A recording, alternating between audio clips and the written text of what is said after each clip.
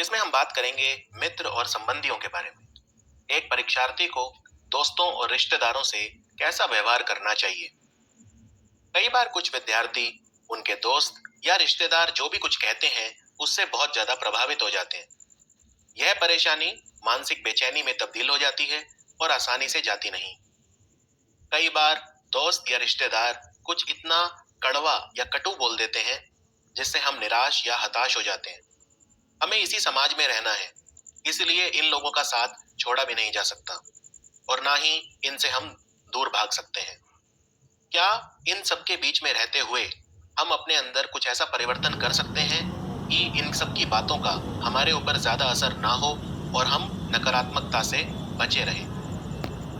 सबसे पहले तो आपको यह समझना है कि वैचारिक मतभेद होना उतना ही प्राकृतिक और स्वाभाविक है जितना कि विचारों का मिलना। जब हम समाज में रहेंगे तो जाहिर सी बात है लोग हमारे ऊपर टिप्पणी करेंगे और हमारे जीवन को लेकर अपने विचार व्यक्त करेंगे। अगर हम सिर्फ प्रशंसा ही सुनना चाहते हैं और किसी भी प्रकार की आलोचना हमें विचलित कर जाती है तो यह सही दृष्टिकोण नहीं है। यह जानना जरूरी है कि चाहे प्रशंसा हो या चाहे आलोचना हो, यह किसी भी तरह से हमारा परिणाम प्रभावित नहीं करती, बल्कि यह सिर्फ एक दिशा मात्र है। यहाँ पर मैं परीक्षा के परिणाम की बात कर रहा हूँ। उदाहरण देकर समझाता हूँ। मान लीजिए आप कलेक्टर बनना चाहते हैं, आईएएस बनना चाहते हैं और आपके मित्र आपकी दिन रात तारीफ करते हैं और आप यह तारीफ सुनकर बहुत प्रसन्न हो जाते हैं, खुश हो जाते हैं। तो क्या यह प्रसन्नता आपको कलेक्टर बना सकती है? जी नहीं। अगर आप कलेक्टर बनेंगे तो केवल अपनी मेहनत, अपने पुरुषार्थ से बनेंगे। यदि आपके सारे मित्र पूरे साल आपकी प्रशंसा भी करते रहें तो भी आपका परिणाम केवल आपकी मेहनत पर ही निर्भर होगा। अब इसी बात को पलट कर देखते हैं। मान लीजिए अब आपके मित्र हैं, वो आपकी सिर्फ आलोचना ही करते हैं, तो उससे भी फिर आपका परिणाम प्रभावित नहीं होना चाहिए, क्योंकि इस स्थिति में भी आपका परिणाम केवल आपकी मेहनत पर ही निर्भर करेगा। यानी कि आपके मित्र या रिश्तेदार आलोचनात्मक रवैया रखते हैं या प्रशंसनात्मक, दोनों ही सूरतों में आपके परिणाम पर कोई फर्क नहीं पड़ता। फर्क सिर्फ इस बात से पड़ेगा कि आपने तैयारी कितनी अच्छी की है। ये एक गलत बात यह होगी कि आप दूसरों की राय को इतना ज्यादा दिल से लगा लें कि आप या तो उनसे व्यक्ति से बात करना बंद कर दें या उससे पूरा नाता तोड़ दें, या फिर उसने जो कहा उसे सोच सोचकर आप परेशान होते रहें और तनाव लें।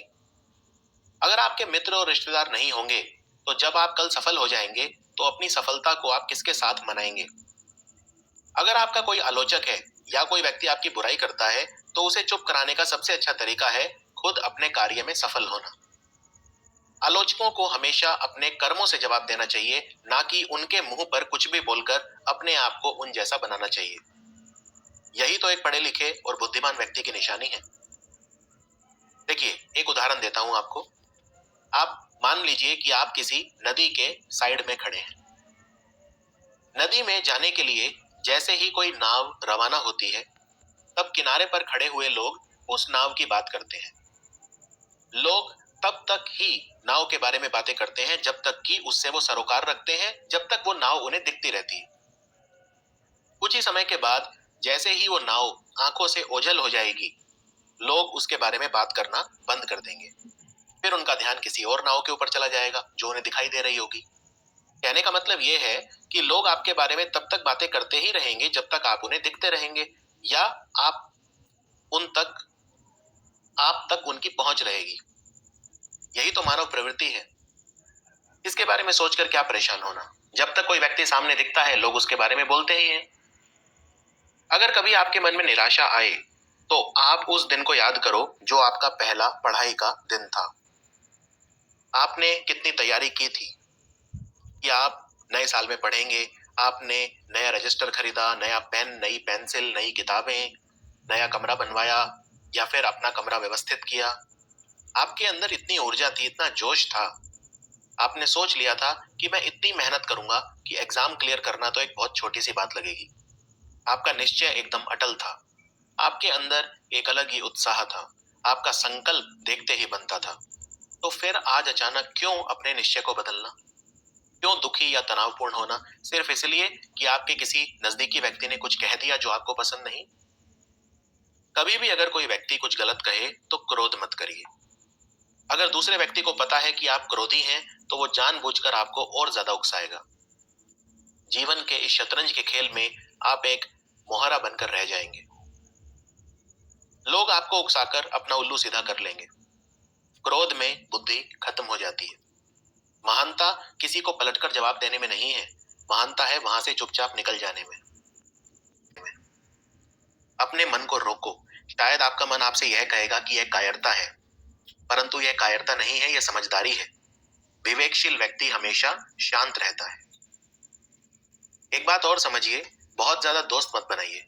सिर्फ 2 या 3 अच्छे दोस्त हों उतना ही काफी है। उतने ही रिश्ते बनाइए जितने आप निभा सकें। दोस्तों से मिलो, बातें करो, लेकिन बहुत ज्यादा उनके निजी जीवन में रुचि मत रखो। अगर आप उनके जीवन में ज्यादा रुचि लेंगे तो फिर आप उनसे तुलना भी करने लगेंगे। तुलना करने से फिर वो मित्रता नहीं रहेगी और आप अचानक उन्हें अपने प्रतिद्वंदी की तरह देखने लगेंगे। आप चाहेंगे कि उनसे ज्यादा कमाएं, उनसे ज्यादा आपका अच्छा करियर हो। आपके मन में यह विचार आएगा कि आप उनसे बेहतर बनकर उन्हें नीचा दिखाएं। एक बार यह विचार आपके मन में आ गया तो आपके मित्र भी फिर इसे भांप लेंगे। फिर वैसा ही रवैया वो आपके प्रति रखेंगे जैसा आप उनके प्रति रखते हैं। याद रखिए, यह जीवन एक दर्पण है। आप जो इसे दोगे वही टकराकर आपके पास आएगा। अगर आप प्यार दोगे तो प्यार आएगा, नफरत दोगे तो नफरत ही वापस आएगी। अगर आप अपने दोस्तों का सच में हित चाहेंगे तो आप भी देखेंगे कि यह प्रेम भावना उनके पास पहुंचेगी और वो भी आपके प्रति वैसी ही भावना रखेंगे। कमी आप में भी हो सकती है। ऐसा भी हो सकता है कि आप उनके साथ वो व्यवहार करते हो जो आपको अपने खुद के लिए पसंद नहीं। अगर मान लीजिए आपके रिश्तेदार आपसे ईर्ष्या करते हैं तो भी विनम्र रहिए। आप जब सफल हो जाएंगे तो वो अपने आप ही महत्वहीन हो जाएंगे। हर समय आप सब लोगों को खुश नहीं रख सकते। ऐसे रिश्तेदार जरूर होंगे जिन्हें आपसे शिकायतें होंगी, चाहे आप दुनिया के सबसे अच्छे इंसान क्यों ना हो। हम सब अलग हैं। किसी को लाल रंग अच्छा लगता है, किसी को नीला। नीले रंग जिस व्यक्ति को अच्छा लगता है उसे लाल रंग की सबसे अच्छी ड्रेस भी पसंद नहीं आएगी। आज आप किसी भी सफल व्यक्ति के बचपन के दोस्तों से बात करिए, ज्यादातर उनमें से आज सफल व्यक्ति की तारीफ करेंगे और ऐसा भी संभव है कि पहले वो सिर्फ उसकी आलोचना ही करते हो। चलिए मान लेते हैं कि वो आज भी आलोचक हैं, तो क्या फर्क पड़ता है? क्या उनकी राय आज मायने रखती है? कौन पूछता है आज उन्हें? कौन जानना चाहता है कि वो क्या सोचते हैं? मान लीजिए आप सचिन तेंदुलकर या विराट कोहली जो आज बहुत सफल हैं, आप उनके दोस्तों से अगर बातें करें तो वो उनके बारे में सब अच्छा बोलेंगे, उनके बचपन के जो मित्र हैं। लेकिन ये भी तो हो सकता है कि उनका कोई दोस्त उनसे बचपन में चिढ़ता हो या आज चिढ़ता हो, कुंठा और ईर्ष्या में मरा जाता हो। पर कोई बात नहीं, कौन पूछता है कि वो क्या सोचता है? सफलता का एक अपना अलग ही रुतबा होता है, एक अलग ही प्रकाश होता है, अलग ही ओहदा होता है। अगर आलोचकों को महत्वहीन करना है तो सफल हो जाओ, वो अपने आप निष्क्रिय और महत्वहीन हो जाएंगे। क्या हमेशा निंदा को हमें अनसुना कर देना चाहिए? नहीं। देखिए, निंदा 2 तरह की होती है। एक वह जो वास्तव में आपकी कोई कमी उजागर करे तो उसे तुरंत अपना लो और वह अपने आप को और प्रबुद्ध बनाओ। बेसिकली ऐसी निंदा आपको यह अवसर देगी कि आप अपने व्यक्तित्व को निखार सको और अपनी कमियों को दूर कर सको। दूसरी निंदा वह होती है जो हमेशा आपको नीचा दिखाने के लिए होती है, जो सिर्फ आपको हतोत्साहित करती है और आप में हीन भावना पैदा करती है। दोनों तरह की निंदा में आपको फर्क करना आना चाहिए।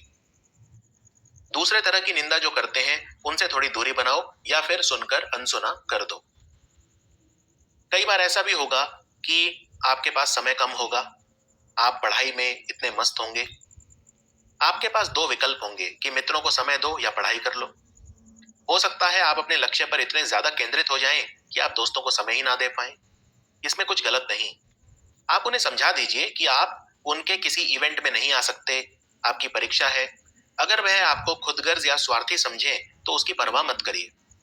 अगर वास्तव में वह आपका अच्छा सोचते हैं तो वो समझ जाएंगे कि आपका करियर आपके लिए कितना महत्वपूर्ण है और वो फिर बार बार जिद नहीं करेंगे या आपसे कुछ ऐसा नहीं मांगेंगे जो आप अभी उन्हें देने में सक्षम नहीं हैं। मित्र की आड़ में जो आपसे जलने वाले होंगे वो आपको भला बुरा कहेंगे और आपको प्रभावित करने की कोशिश करेंगे। ऐसे में सावधान हो जाइए और अपने निश्चय पर अटल रहिए। आप स्वार्थी नहीं हैं, सिर्फ स्व केंद्रित हैं। दोनों में फर्क है। तो उम्मीद करता हूं ये जो चैप्टर था इसने आपको एक नई ऊर्जा दी होगी। कि मित्र और रिश्तेदार जो हैं उनसे कैसे हमें बिहेवियर हमारा होना चाहिए उनके प्रति।